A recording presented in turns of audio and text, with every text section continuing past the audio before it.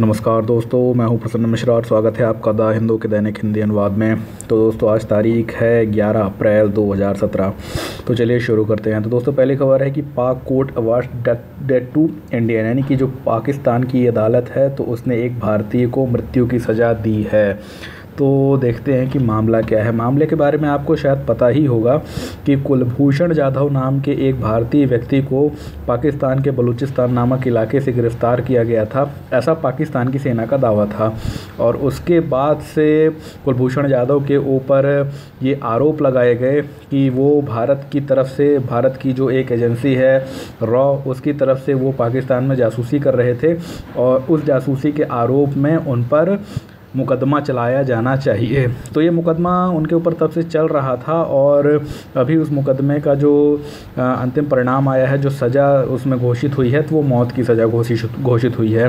तो उस पर भारत ने ऐतराज़ जताया है और भारत ने ये कहा है कि जो सज़ा घोषित की गई है तो उसके लिए पर्याप्त सबूत पाकिस्तान के पास नहीं थे और बिना सबूतों के आधार पर ही ज़बरदस्ती कुलभूषण जाधव को मौत की सज़ा दे दी गई है।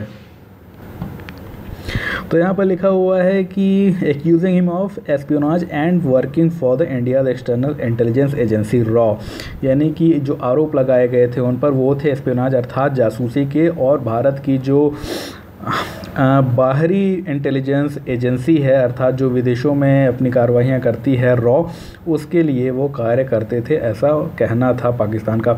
अब ये है कि जब इनके ऊपर ये मुकदमा चला करके इनको दे दी गई है मौत की सज़ा, तो आगे क्या ऑप्शंस बचते हैं, क्योंकि भारत ने तो कड़ा ऐतराज़ जताया है और ये कहा है कि मौत की सज़ा को वापस लिया जाना चाहिए।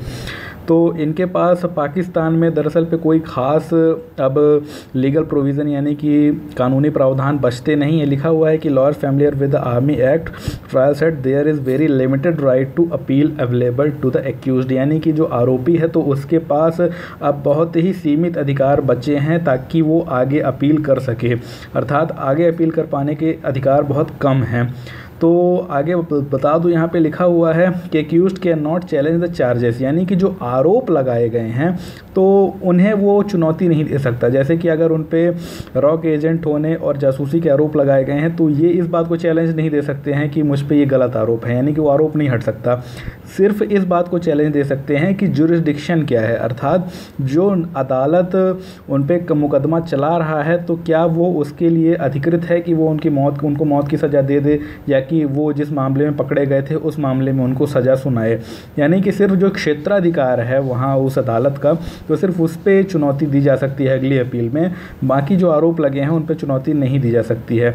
इसके अलावा एक अन्य प्रावधान जो होता है कि जो मिलिट्री के बहुत उच्च अधिकारी होते हैं उनके सामने भी अपील की जा सकती है, लेकिन वो अपील अब की जा सकेगी कि नहीं वो भी निर्भर करता है। तो यहाँ पे लिखा हुआ है कि Delhi summons envoy issues protest note, यानी कि दिल्ली ने, भारत सरकार ने जो पाकिस्तान के राजदूत हैं उनको समन भेजा है और जो अपना एक विरोध है वो दर्ज कराया है इस मामले में। तो यहाँ पे एक नाम आ रहा है कि Jodhpur youth user Sampark portal to resolve civic issues, यानी कि जोधपुर के युवा जो हैं, तो जोधपुर का एक युवा है तो जो संपर्क पोर्टल का उपयोग करता है अपने सिविक मामलों को निपटाने के लिए। तो सिविक मामले होते हैं जो पंचायती, नगर पंचायत या नगर निगम इत्यादि के जो स्थानीय प्रशासन के मामले होते हैं उनको सिविक मामले कहा जाता है। तो महत्वपूर्ण है संपर्क पोर्टल किस राज्य से संबंधित है, तो राजस्थान से संबंधित है। और ऐसे ही एक राहत नाम का कार्यक्रम भी है जो राजस्थान से ही संबंधित है। तो छोटे छोटे जो राज्यों के भी कार्यक्रम हैं तो उनके बारे में आप जान लीजिएगा। जैसे एक चंद्रन्ना या चंद्रम्मा बीमा योजना है जो आंध्र प्रदेश की है। तो जो छोटी छोटी चीज़ें हैं उनको पढ़ लीजिएगा, क्योंकि इस बार ऐसा हो सकता है कि राज्यों से भी विशेषीकृत कुछ प्रश्न आ जाएं, क्योंकि पिछले साल जो कुछ प्रश्न थे तो ऐसा लग रहा था कि वो राज्यों से ज़्यादा संबंधित थे बजाय कि पूरे राष्ट्रीय स्तर से संबंधित होने के। तो दोस्तों, अगली खबर जो है तो वहाँ लिखा हुआ है कि Aadhaar must for access to survey of Indian maps, यानी सर्वे ऑफ इंडिया मैप्स, यानी कि जो सर्वे ऑफ इंडिया के द्वारा मानचित्र निर्मित किए गए हैं तो उन तक पहुँच प्राप्त करने के लिए आधार आवश्यक या अनिवार्य कर दिया गया है। तो आपको बता दूं कि भारत में एक सर्वे ऑफ इंडिया है, ठीक, यानी कि भारत का सर्वेक्षण एक संस्थान है, सरकारी संस्थान है। उसका कार्य होता है कि भारत में प्रत्येक प्रकार के मानचित्रों का निर्माण करना, जिनका कि उपयोग नागरिक व सैन्य कार्यों में किया जाएगा। ठीक, तो जो सर्वे ऑफ इंडिया है तो उसने अभी अपना एक वेब पोर्टल लॉन्च किया है। ठीक, तो इंटरनेट में भी अब इसके नक्शे उपलब्ध हो पाएंगे। उस पोर्टल का नाम सर्वाधिक आवश्यक है जानना, नाम है उसका नक्शे। तो पीले रंग से मैंने हाईलाइट किया हुआ है नक्शे। तो इस पोर्टल पे जा कर के अब कोई भी उन नक्शों को डाउनलोड कर सकता है, लेकिन आवश्यक ये होगा कि उसको डाउनलोड करने के लिए आपको अपना आधार नंबर वहाँ पर देना पड़ेगा। तो उसके लिए जो वेबसाइट है, अगर आप जाना चाहें तो आप देख सकते हैं, यहाँ के लिखा हुआ है http://soi.nakshe.uk.gov.in। ठीक, तो आप यहाँ पे जा कर के इन नक्शों को डाउनलोड भी कर सकते हैं, लेकिन डाउनलोडिंग के लिए आपको अपना आधार कार्ड नंबर वहाँ पर देना पड़ेगा। तो ये पूछा गया कि आखिर आधार की आवश्यकता क्यों है, तो ये कहा गया कि ताकि कोई बाहर का व्यक्ति जो है, देश के बाहर का व्यक्ति, वो इन नक्शों को डाउनलोड ना कर पाए, इसलिए हमने इसके लिए आधार की अनिवार्यता रखी हुई है। तो थोड़ा सा सर्वे ऑफ इंडिया के बारे में बता दूं, लिखा हुआ है यहाँ पे कंट्रीज़ ओल्डेस्ट साइंटिफिक ऑर्गेनाइजेशन, यानी कि भारत का सबसे पुराना वैज्ञानिक संगठन, और ऑफिशियल मेकर्स ऑफ मैप, यानी कि जो मानचित्र होते हैं उनका आधिकारिक निर्माता होता है ये भारत में।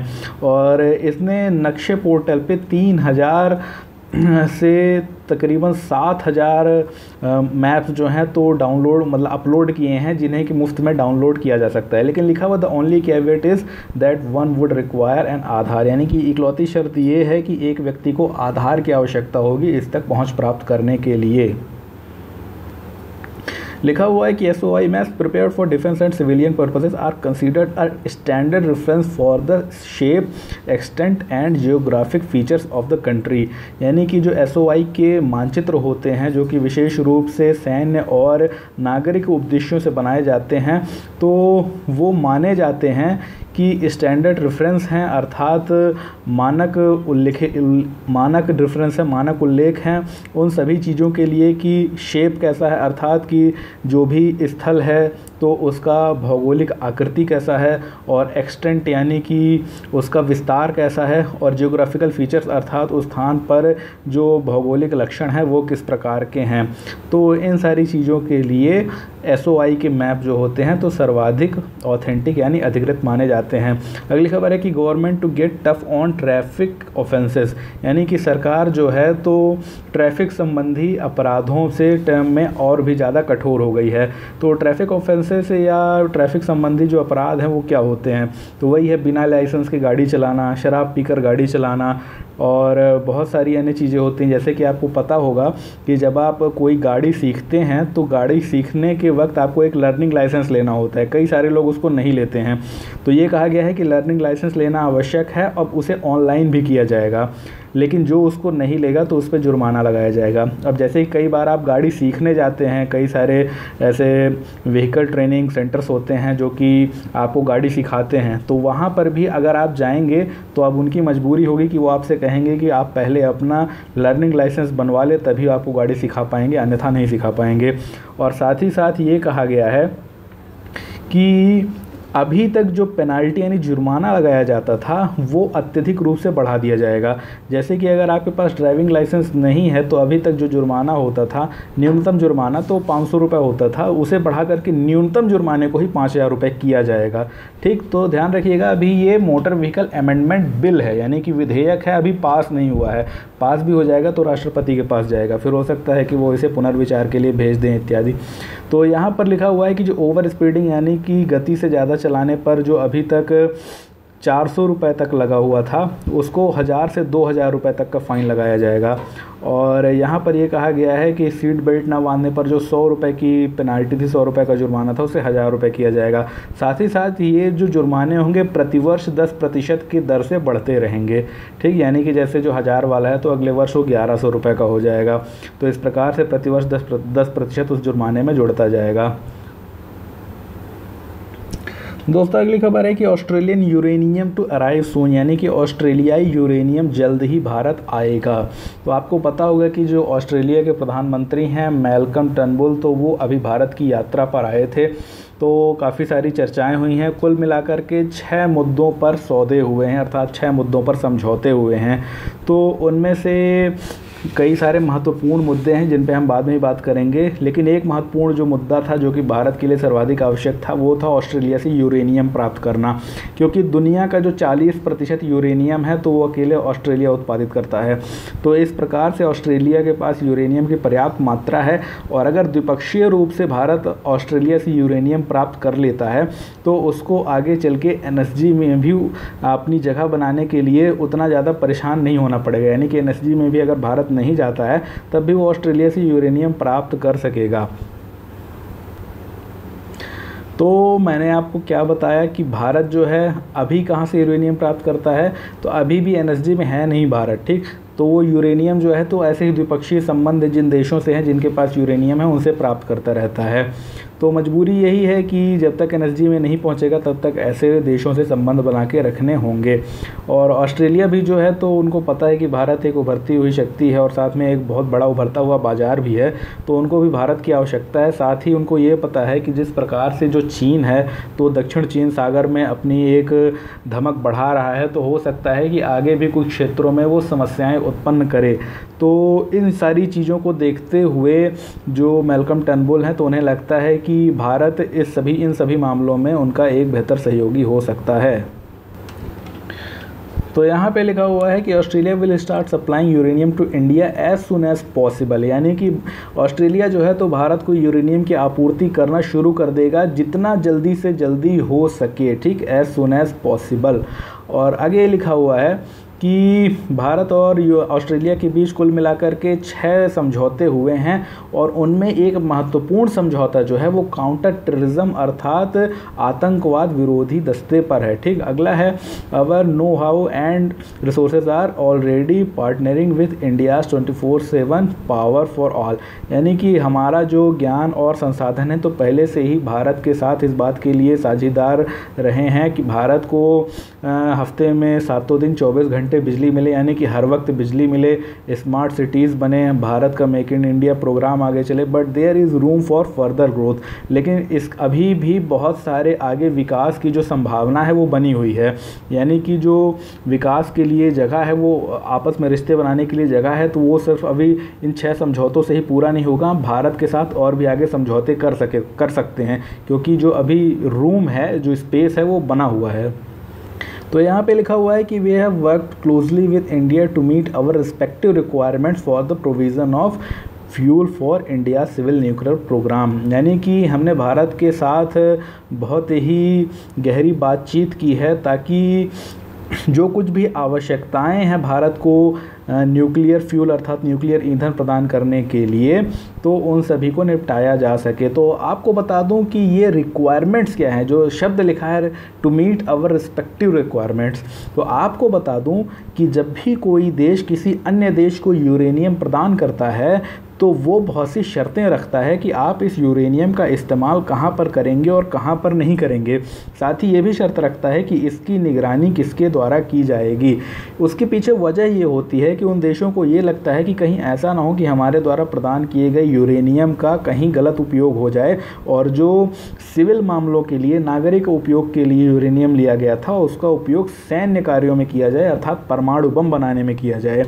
तो उसी को यहाँ पर लिखा गया है ये रिस्पेक्टिव रिक्वायरमेंट्स, ठीक, यानी कि जो संबंधित आवश्यकताएं हैं उन प्रावधानों को पूरा करने के लिए जिसके तहत वो भारत को नाभिकीय ईंधन दे पाएंगे, तो उन सभी को पूरा करना आवश्यक है। तो उसके लिए उन्होंने काफ़ी गहरी बातचीत की है भारत से, और उसके बाद उन्होंने कहा है कि जो first export of the Australian uranium to India as soon as possible, यानी कि हम इस बात पे विचार कर रहे हैं कि भारत को जो पहला निर्यात है ऑस्ट्रेलियाई यूरेनियम का, तो जल्द से जल्द वो किया जा सकेगा। इसके अलावा आपको बता दूं कि मोदी जी ने इस बात का स्वागत किया कि ऑस्ट्रेलिया की जो पार्लियामेंट है, संसद है, तो उसने भारत को यूरेनियम देने के लिए एक वहाँ पर बिल पास कर दिया था। अर्थात ऑस्ट्रेलिया में भी ये होता है कि किसको यूरेनियम देना है और कितनी मात्रा में देना है, तो पहले पार्लियामेंट में एक बिल पास करना पड़ता है, तभी जा करके वो यूरेनियम दिया जा सकता है। तो मोदी जी ने उसका शुक्रिया अदा किया उन सभी लोगों का जिन्होंने उस बिल का समर्थन किया था। और आपको बता दूं कि जो ऑस्ट्रेलिया है तो दुनिया में 40% यूरेनियम का इसके पास रिजर्व है। शायद मैंने शुरुआत में आपसे बोल दिया था कि 40% उत्पादन करता है, तो गलत बोल दिया था मैंने। 40% इनके पास भंडार है। तो भंडार होने का मतलब ये नहीं है कि उत्पादन करता है। कई सारे देश ऐसे हैं उनके पास बहुत से खनिजों के भंडार तो बहुत सारे हैं, लेकिन उत्पादन उतना नहीं करते हैं, अर्थात वो उसको खोद के उतना नहीं निकालते हैं। तो भंडार का होना अलग चीज़ है और उसका उत्पादन अलग चीज़ है। तो इनके पास 40% भंडार है। तो भंडार है तो जाहिर तौर पर भविष्य में उसका उत्पादन भी कर सकते हैं, खोद के निकाल सकते हैं। और यहाँ पर ये लिखा है कि जो एशिया प्रशांत का इलाका है तो वहाँ पर भी दोनों ही देशों ने आपसी सहयोग के लिए द्विपक्षीय समझौते किए हैं। एक महत्वपूर्ण जो नाम आ रहा है उसका नाम है ऑसी इंडेक्स। तो ये क्या है? ये बंगाल की खाड़ी में 2018 में किया जाने वाला समुद्री सैन्याभ्यास है, जो कि भारत और ऑस्ट्रेलिया की नौसेनाएं आपस में मिलकर के करेंगी। तो बहुत आवश्यक रूप से ध्यान रखिएगा, ऑसी इंडेक्स क्या है? तो भारत और ऑस्ट्रेलिया के बीच एक समुद्री नौसैनिक अभ्यास है जो बंगाल की खाड़ी में 2018 में होगा। ठीक। और बाकी जो दक्षिण चीन सागर के संबंध में बातें हैं तो वही पुरानी बातें हैं कि इस पूरे इलाके में जिस तरीके से चीन अपनी धमक बढ़ाता जा रहा है और जो अंतर्राष्ट्रीय जल है अर्थात जिस पर सभी को नेविगेशन अर्थात नौवहन की और ओवरफ्लाइट अर्थात उस इलाके से अपनी जो फ्लाइट्स हैं, जो वायुयान हैं, उनको निकालने की जो सुविधा प्राप्त होती है, तो उन पे वो चीन अड़ंगा लगा रहा है। चीन कहता है कि उस सारे इलाके में जितना भी नौवहन होगा, चाहे वो जल से हो चाहे वो वायु से हो, उसके लिए चीन से इजाज़त लेनी पड़ेगी। तो सभी उस चीज़ का विरोध कर रहे हैं। अब चूँकि क्या है कि वहाँ पर भारत और ऑस्ट्रेलिया दोनों का ही व्यापार बहुत ज़्यादा उस रास्ते से होता है, तो इनको लगता है कि कहीं ऐसा ना हो कि अगर चीन इस पूरे इलाके में अपनी धमक बहुत ज़्यादा बढ़ा ले तो वो हमारे भी वायुयानों का या कि जलयानों का पूरी तरीके से निरीक्षण करने लगे, और अगर वो उसका विरोध जताएं तो वो उनको सैंक्शन कर दे, यानी कि उनके जहाज़ों या विमानों को आने जाने ही ना दे। तो इससे भारी समस्या आगे चल के भविष्य में उत्पन्न हो सकती हैं। तो यहाँ पर जो है एक बड़ी महत्वपूर्ण खबर है, only Parliament can allow addition to OBC list, यानी कि केवल संसद ही ओबीसी लिस्ट में किसी भी प्रकार की जाति को जोड़ सकती है। अर्थात जो अभी तक केंद्रीय ओबीसी लिस्ट में जातियां हैं, तो अब आप आगे से अगर कोई भी नई जाति उसमें शामिल की जाएगी तो बिना संसद की इजाज़त के नहीं की जाएगी। तो आपको बता दूं कि अभी तक क्या होता रहा है कि एग्जीक्यूटिव ऑर्डर यानी कि जो कार्यपालिका आदेश होते थे उनसे भी ये हो जाता था, और अभी तक ऐसा होता था कि जो राज्य सरकारें हैं तो वो भी उसके लिए रिकमेंडेशंस कर सकती थी। तो जो सबसे महत्वपूर्ण बात है तो वो ये है कि the constitution 102nd amendment bill, यानी कि 102वां संशोधन बिल जो है संविधान का, तो उसे संसद से जो है सहमति प्राप्त हो गई है। और लिखा हुआ है कि that grants constitutional status to backward classes commission, यानी कि जो पिछड़ा वर्ग आयोग है तो अब ये उसे एक संवैधानिक स्टेटस प्रदान करता है, अर्थात उसे एक संवैधानिक दर्जा प्रदान करता है। तो नाम जो एक अन्य महत्वपूर्ण आया है, अभी तक इसको बोलते थे NCBC यानी कि national commission for backward classes. ठीक, अब नाम बदल के कर दिया गया है national commission for socially and educationally backward classes, यानी कि NCSEBC। ठीक, तो नाम थोड़ा सा वृहद कर दिया गया है। तो इसमें लिखा हुआ है कि जो कोई भी ऐसी जातियां जो कि केंद्र सरकार की ओबीसी लिस्ट में शामिल की जानी होंगी तो वो तभी की जा सकेंगी जबकि उसे संसद के द्वारा पास करके सहमति दे दी जाए। तो यहाँ पर जो सामाजिक न्याय मंत्री हैं थावरचंद गहलोत, उन्होंने कहा दैट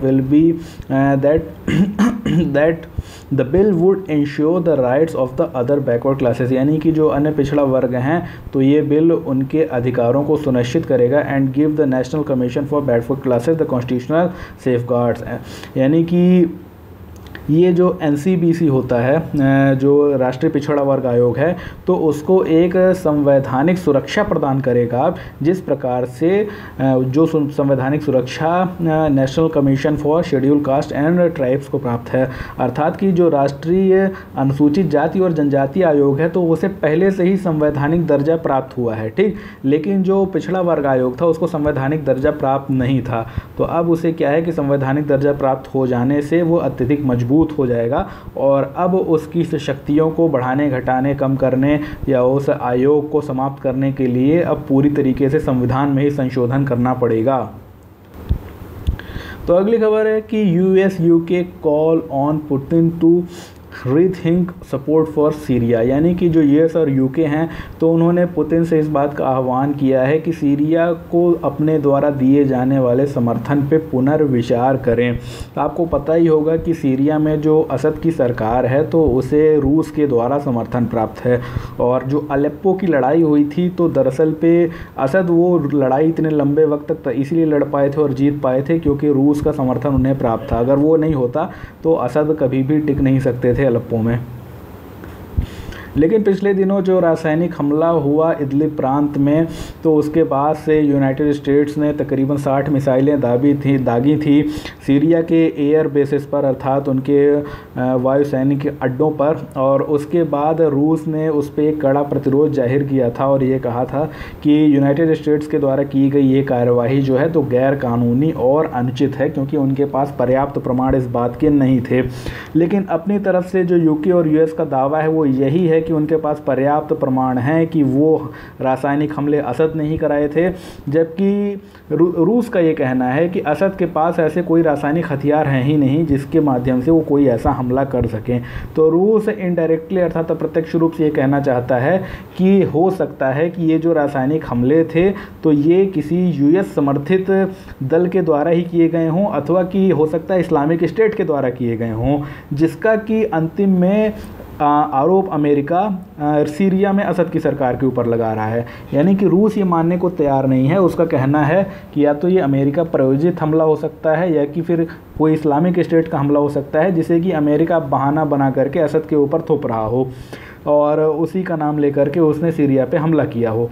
तो देखिए मुद्दा क्या है वो तो भविष्य में निर्धारित होगा, क्योंकि अमेरिका के जो कुछ दावे हैं तो वो जाहिर तौर पे बड़े संदेहास्पद रहे। जैसे इराक में उन्होंने कहा था कि उनके पास रासायनिक और जैविक हथियार है, बाद में मिला कुछ भी नहीं था। और बाद में जो UK के प्रधानमंत्री हैं टोनी ब्लेयर, उन्होंने माफ़ी भी मांगी थी। उनका कहना था कि हमारे पास कोई जानकारी नहीं थी कि इराक के पास कोई रासायनिक हथियार है कि नहीं है, फिर भी हमें मजबूरी में हमला करना पड़ा था क्योंकि US ने हमसे कहा था कि उसके पास हथियार हैं, तो हमने मान लिया था। तो ले दे करके जो बात है तो अभी पूरी तरीके से स्पष्ट तो नहीं है सारी दुनिया में। हालांकि कई सारे लोग कह रहे हैं कि असद ने ही वो हमला करवाया, पर सभी नहीं कह रहे हैं, ठीक। तो अभी भी संशय बरकरार है, कम से कम मेरी तरफ से तो संशय बरकरार है कि हमला वस्तुतः किसने करवाया। और कहीं ना कहीं इस मामले में ये लग रहा है कि अमेरिका ने ये तय कर लिया है कि उनको अब असद को हटाना है तो हटाना है, यानी कि अब कुछ भी हो जाए वो कोई भी तरीका अपनाएंगे असद को हटाने के लिए, ऐसा भी हो सकता है। तो भविष्य में जो कुछ असली तस्वीर है हो सकता है कि हमारे पास महीने 2 महीने में स्पष्ट हो जाए, निकल करके सामने आ जाए, तो बात की बात होगी। और अभी जो तनाव बढ़ सकता है US और रूस के बीच, तो उसके बारे में भी हमें आगे ही चल के पता चलेगा कि वो किस स्तर तक बढ़ेगा। वर्तमान में ये कहा गया है कि जो यूनाइटेड स्टेट्स और ब्रिटेन है तो उन्होंने कहा है कि जो रूसी राष्ट्रपति व्लादिमीर पुतिन हैं तो उन्हें पुनर्मूल्यांकन करना चाहिए इस बात का कि सीरिया के राष्ट्रपति बशर अल असद को दिया गया उनका समर्थन जायज़ है या कि नहीं है।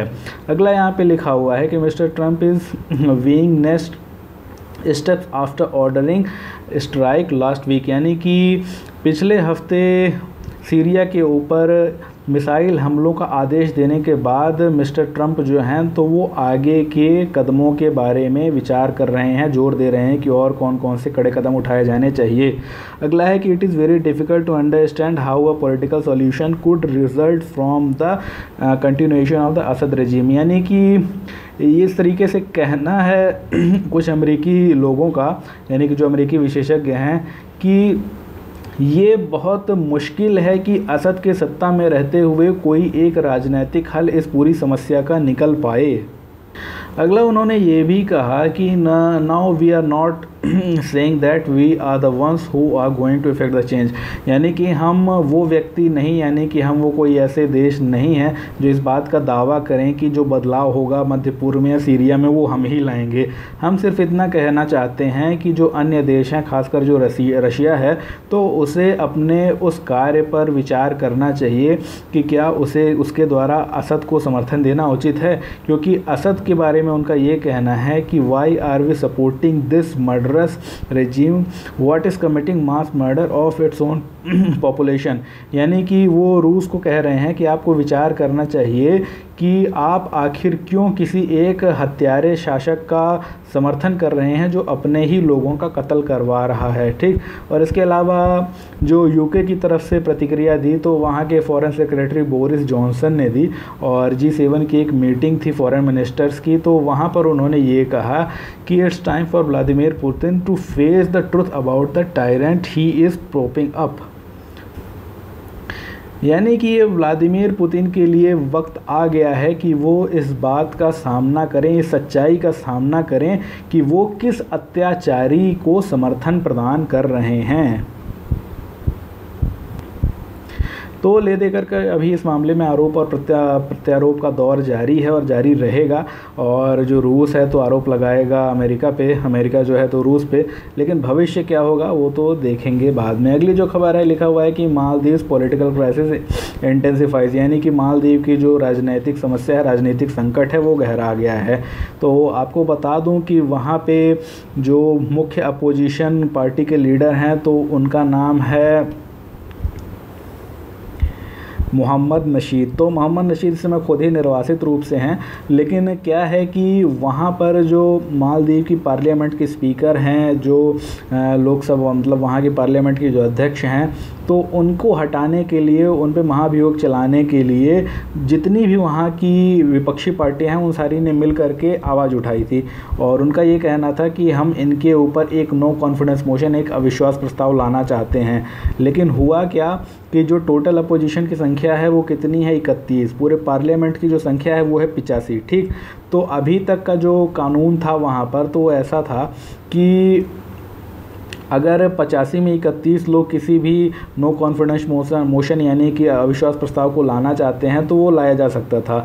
लेकिन जैसे ही इन्होंने ऐसा कहा कि हम लाने जा रहे हैं और अपना एक याचिका दायर की उस पर, तो उसमें क्या हुआ कि सरकार ने तुरंत ही नियम बदलते हुए क्या कहा कि अब इसके लिए जो आवश्यक सीटें होंगी वो 42 होंगी, 31 में काम नहीं चलेगा। तो अब ये मुझे नहीं पता है कि, क्योंकि अखबार में यहाँ पे नहीं दिया है कि ये अध्यादेश के माध्यम से उन्होंने किया या कि वहाँ पे सरकार के पास ऐसी ताकत होती है कि वो कभी भी कोई भी कानून बना सकती है, क्योंकि भारत में तो सब जो होता है तो ये तो संसद के माध्यम से होता है, अर्थात संसद में ही ये कानून जो हैं तो बनाए जा सकते हैं संविधान में संशोधन करके। लेकिन वहाँ पर कैसे चलता है तो उसके लिए जानना पड़ेगा वहाँ के संविधान के बारे में।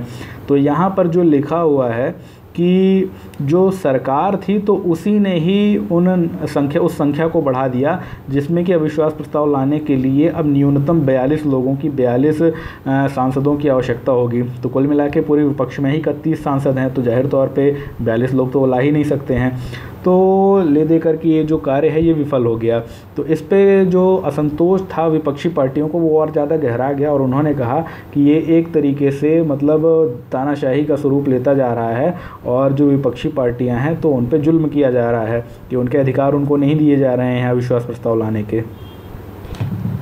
तो बिजनेस वाले पेज पे आते हैं, यहाँ पे लिखा हुआ है कि align bank pay to that in CPSEs BBB। तो ये कहा गया है बैंक बोर्ड ब्यूरो के द्वारा कि बैंकों में जो पे दिया जाता है, अर्थात जो कुछ भी सैलरी और अन्य सुविधाएं दी जाती हैं, तो उन्हें जो सरकारी उपक्रम होते हैं उनके तर्ज पर लाया जाना चाहिए।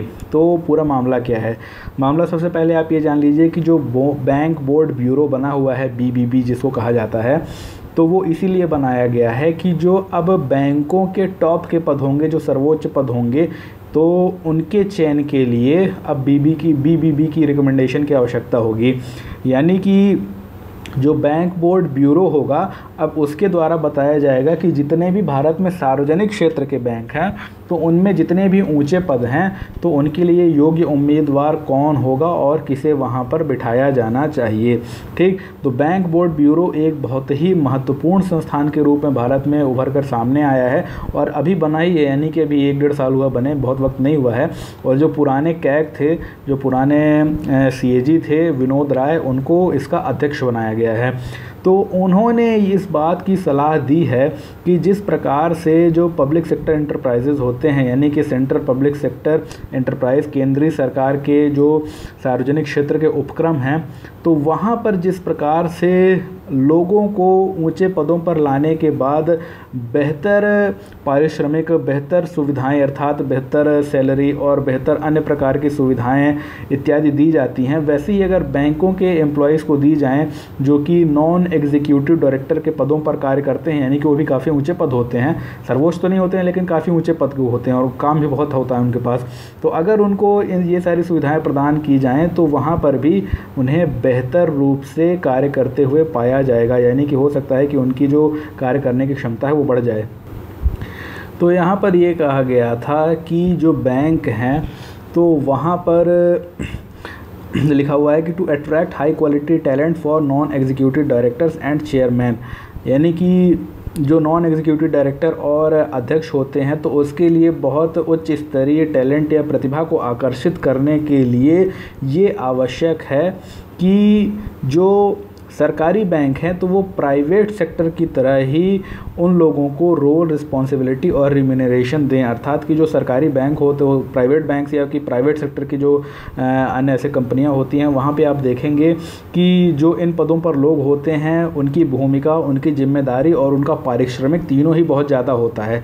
जबकि यहाँ पर क्या होता है सरकारी क्षेत्रों में कि जो रिस्पॉन्सिबिलिटी होती है तो ज़्यादा होती है, कई मामलों मतलब कि उत्तरदायित्व तो ज़्यादा होता है, लेकिन रोल और रिम्यूनरेशन कम होता है। अर्थात तो कई बार जो उच्चाधिकारी होते हैं या कि ऊपर जो नेता वगैरह बैठते हैं, मंत्री वगैरह बैठते हैं, तो उनका बड़ा दबाव होता है, जो सचिवालय वगैरह होते हैं उनका बड़ा दबाव होता है। और रिम्यूनरेशन अर्थात जो पारिश्रमिक की बात करें, पैसे की बात करें, तो वो तो प्राइवेट की अपेक्षा बहुत ही कम प्राप्त होता है सरकारी बैंकों में या कि सरकारी क्षेत्र की किसी भी नौकरी में। तो यही कहना था कि अगर इन सारी चीज़ों को बढ़ा दिया जाए तो जाहिर तौर पे सरकारी क्षेत्र में भी बहुत बेहतरीन टैलेंट या प्रतिभाओं को आकर्षित किया जा सकेगा। तो दोस्तों आते हैं लाइफ वाले पेज में। यहाँ पे 2-3 खबरें हैं, जल्दी जल्दी बताता हूँ। Zero recovery for damaged corals, तो पहले भी आपको इसके बारे में बता चुका हूँ। यहाँ पे लिखा हुआ है कि जो क्षतिग्रस्त हो चुके कोरल्स हैं, प्रवाल हैं, तो उनकी जो रिकवरी है अर्थात उनमें जो सुधार की संभावना है वो बहुत कम है या शून्य है। तो उनके लिए शून्य रिकवरी या शून्य सुधार की बात कही गई है। तो आपको बता दूँ कि जो ग्रेट बैरियर रीफ जो कि ऑस्ट्रेलिया के पूर्वी तट पर स्थित है, तो वहाँ पर क्या हुआ है कि लगातार दूसरे वर्ष भी लगातार कोरल ब्लीचिंग पाई गई है। अब ये कोरल ब्लीचिंग होने की वजह से उस बैरियर रीफ का जो रंग है वो उड़ता जा रहा है। क्यों? क्योंकि होता ये है कि जो रीफ होती है, जो प्रवाल होती है, तो उसमें जो मूंगा होता है, जो प्राणी होता है, तो जिस शैवाल पे वो जीवित होता है, तो दरअसल पे तापमान बढ़ने या अन्य प्रकार के प्रदूषण की वजह से वो शैवाल ही वहाँ से गायब होने लगती है।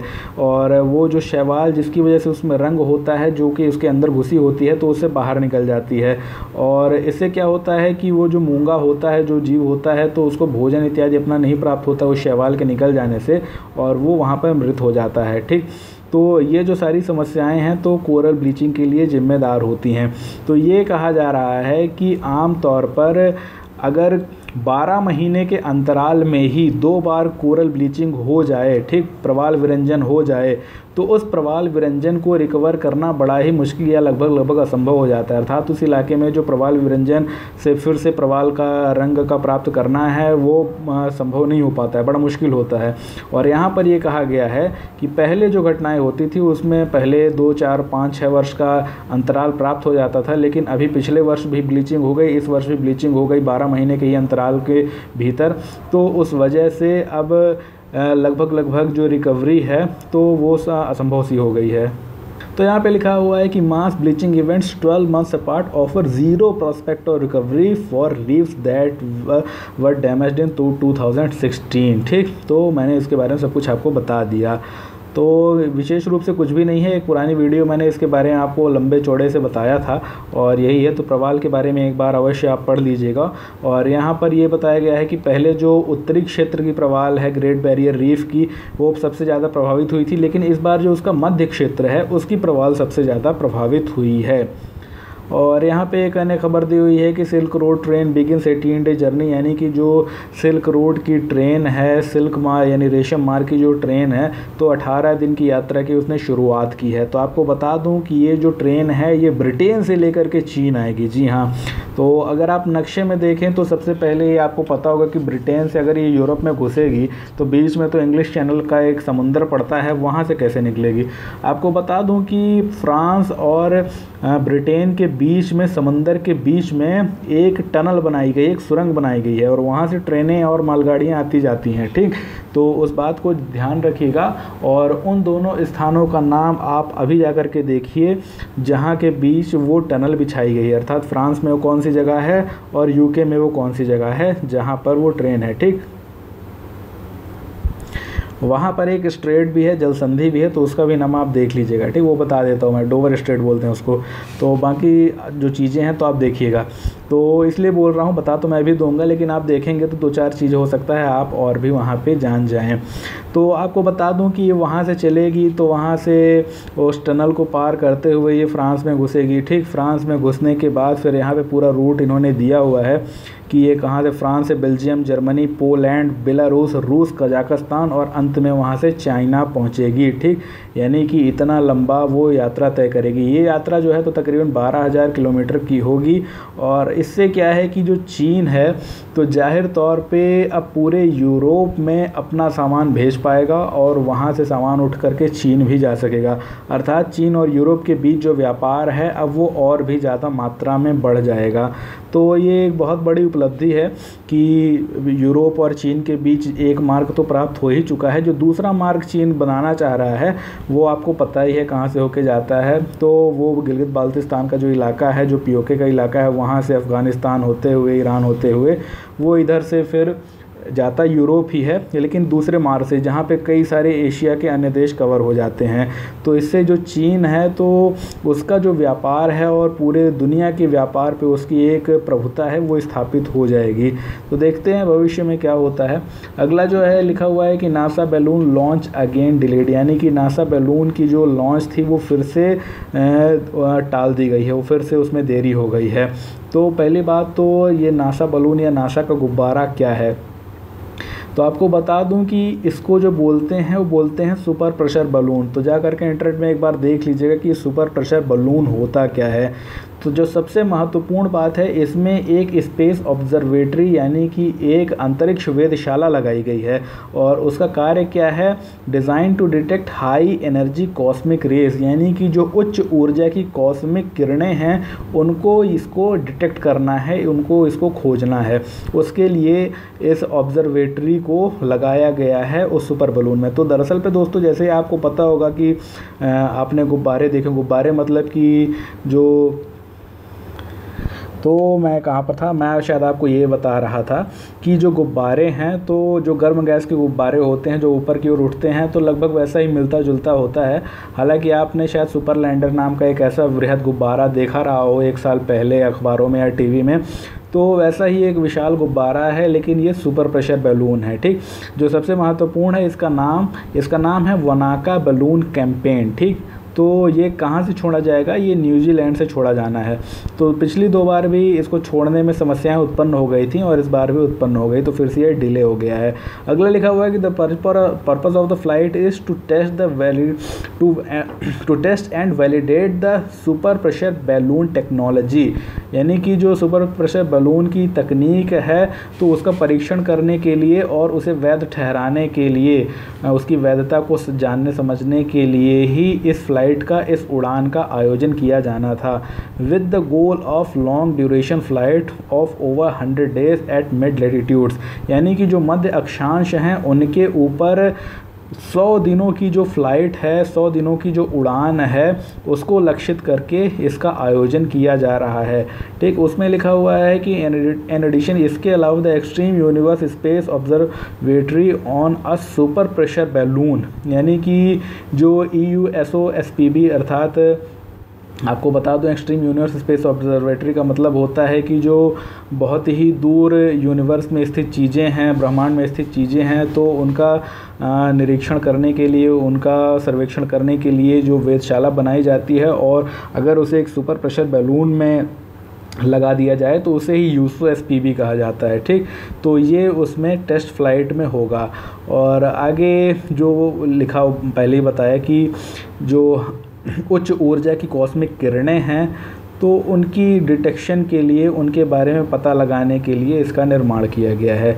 अन्य जो चीज़ है कि जो उच्च ऊर्जा की कॉस्मिक तरंगे हैं, कॉस्मिक किरणें हैं, तो वो हमारी गैलेक्सी से नहीं आती हैं, वो किसी बाहर की गैलेक्सी, बाहर की आकाशगंगा से आती हैं। ठीक, और जब वो पृथ्वी के एटमॉस्फेयर अर्थात वायुमंडल में पहुंचती हैं तो ये उसको डिटेक्ट कर लेगा। तो एक महत्वपूर्ण जो बात है, आपको शायद नहीं पता हो, फिर भी बता देता हूँ कि हमारा जो पृथ्वी ग्रह है, तो वो एक सूर्य के इर्द गिर्द घूम रहा है, जो कि एक तारा है। ये तारा दरअसल पे मिल्की वे नाम की एक गैलेक्सी में है। ठीक, तो हम किसके अंतर्गत हैं? हम पृथ्वी में हैं, जो कि सूर्य के अंतर्गत है, और सूर्य जो है वो खुद एक गैलेक्सी के अंतर्गत है जिसका नाम मिल्की वे। ठीक, और अगर मिल्की वे से दूर जाएं तो मिल्की वे खुद में एक बहुत बड़ी गैलेक्सी है, उसमें अरबों तारे हैं। उससे अगर दूर जाएं तो इस दुनिया में भी अरबों, मतलब ब्रह्मांड में भी अरबों गैलेक्सीज़ हैं। तो सोचिए कि इतनी दूर है कि तकरीबन लाखों प्रकाश वर्ष की दूरी से ये कॉस्मिक रेस हमारी गैलेक्सी में, फिर हमारी गैलेक्सी में भी हमारे सूर्य तक और हमारे पृथ्वी तक पहुंचते हैं। तो ये बहुत विशाल ब्रह्मांड है, और वहाँ पर ये जो सारी घटनाएं होती हैं, तो इनको डिटेक्ट करने के लिए ये सारी चीज़ें बनाई गई हैं। तो इस प्रकार से आज के द हिंदू का जो दैनिक हिंदी अनुवाद है तो वो समाप्त होता है। कल पुनः भेंट होगी, तब तक के लिए धन्यवाद। शुभ रात्रि, जय हिंद।